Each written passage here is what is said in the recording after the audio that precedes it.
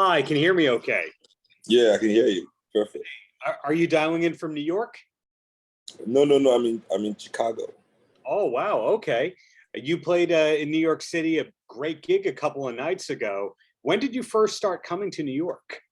Oh wow. My first gig in New York, my own gig was in 2007.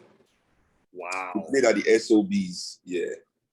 SOB's legendary hip hop club, and Sony Hall is a few levels up, so it's been growing for 15 years. Yeah, I mean, this our Sony Hall gig was just last minute. We were supposed to play the big climate thing, but it got cancelled. That was supposed to be our New York date, so we just put this up last minute. Yeah, but we've done a lot of nice shows in New York, Highline Ballroom. We've done Sony Hall before.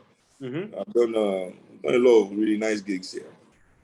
Right. Where do A you lot of good festivals, Summer Stage, Prospect Park, everywhere. Yeah, you've played everywhere. Where do you call home these days? Is Nigeria still home for you? Yeah, Lagos. Right. When I'm not touring. Well, how many hours is the flight from New York to Lagos? I think direct is about 9 hours. 9 hours. If you find a direct flight. So that's something that I'm curious about. How do you handle jet lag? Because your fans are all over the world and you're always on the road. But the average person, if they deal with a 1 or 2 hour time difference, they're messed up for days. But your performances are always high energy. Yeah, I mean, those little like the ones that the ones I find difficult are the little ones, like 1 hour change, 2 hour change, Those ones kind of like fuck you up, especially when it's 1 hour ahead. I hate that, But generally, the rule to jet lag is sleep at the right time, no matter how tired you get. Just don't fall asleep till it's nighttime. Okay, strategy. That's what I do. I try not to sleep no matter what. I just do everything to stay up until it's the right time to go to bed, Right. It helps. Well, besides all this touring and travel, you have a new album with Black Thought. When did you finish this record? Oh, we finished it in 2021. Wow. So you've been sitting on this album for a long time. Yeah, we've been sitting on it for a minute. Yeah. Wow. How did you and Black Thought first meet? We met at the Roots party, their Grammy party in LA. That's where I met Black Thought for the first time, But I'd met Questlove a few times before. I met Amir like a few years before that time. So this was in 2019, February. Yeah. When you hang out with Black Thought, do you call him Tariq or do you call him Thought? I call him brother Tariq. Or Big Bro. So what is your common ground with the Roots? Is it music? Is it that they are big fans of your family? It's music, really. It's music. I've also been a huge fan of the work. But I discovered Black Thought as an artist in his Stream of Thought Volume 1. Mm-hmm. And he made me go back checking out all the Roots, like catalog and stuff. Mm-hmm.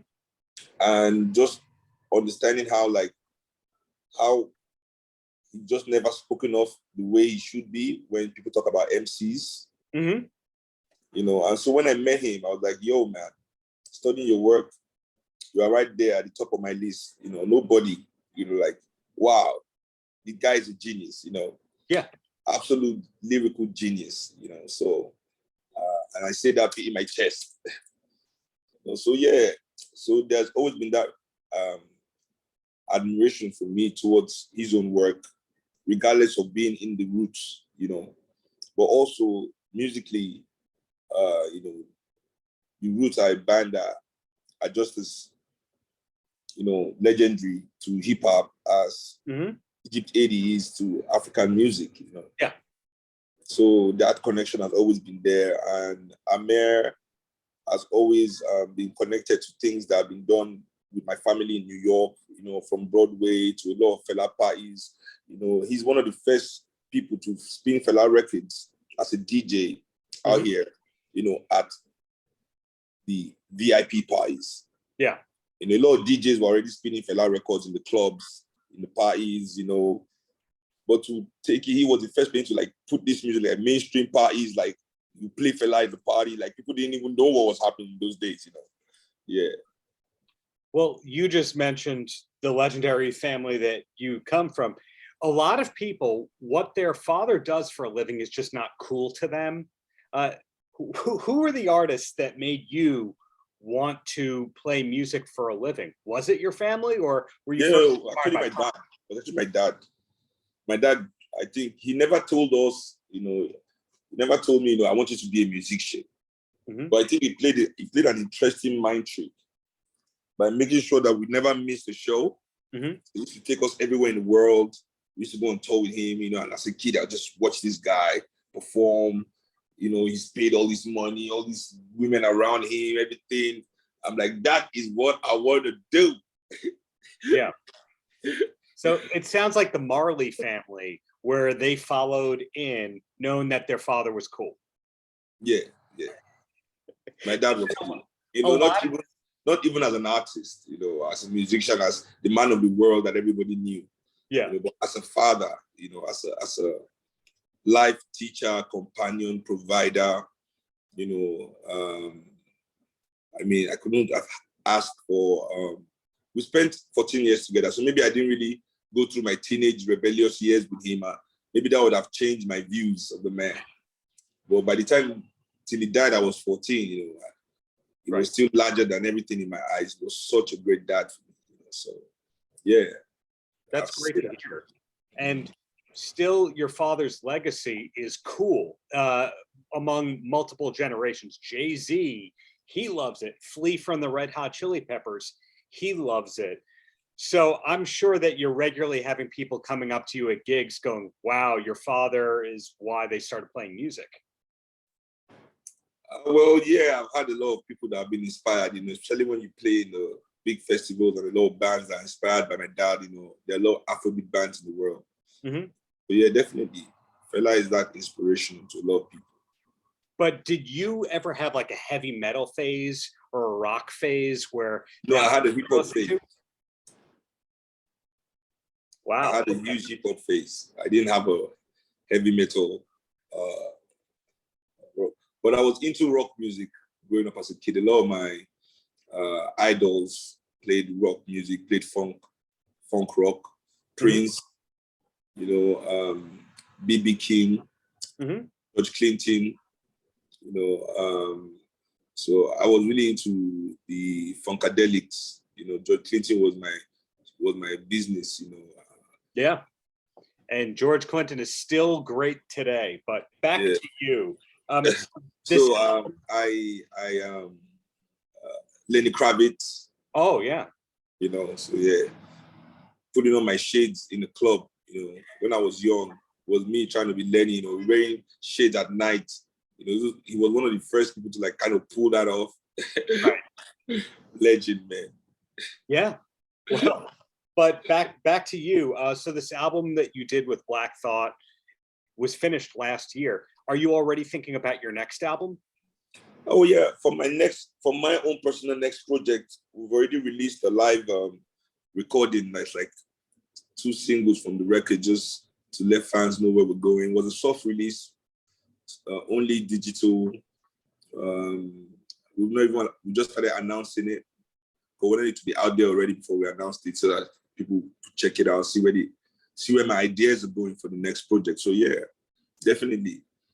Okay. And we have quite a few things in the works for the next phase. And the last thing I want to know before I let you go is you have a song on FIFA 23, the video game, which all around the world is very, very popular. Are you a big gamer, or is that just a happy accident? Okay, I don't want to say anything, you know, but I've been on tour for a few months, so my blisters are kind of healing, but I'll show you some. You see that? Sure. You see, that's gamer, you know. Oh. You see all these colors. Yeah. It's just from playing the sax, you know. This is from my PlayStation pads, you know. So you must be very proud to have a theme song for FIFA. Yeah, I can't wait, man. I love FIFA. It's the only game I play. Listen, I'll kick your ass any day. I've kicked ass from Lagos to London to Germany to Italy. Listen, there's a guy in Italy that still has nightmares because of me. Listen, I'll play. I'll play. Well, do you have a Twitch channel where people can play against you? No, I don't play online really because my wife wouldn't allow. Then I wouldn't do anything. So when my friends come to the house, and Lagos, a lot of people play in Lagos, and we have a lot of champs. So if you see a champion, I go and play you. You know, you come play me. You know, and I kick your ass. People know. People know my house is the strongest Shaolin temple in Lagos, no doubt.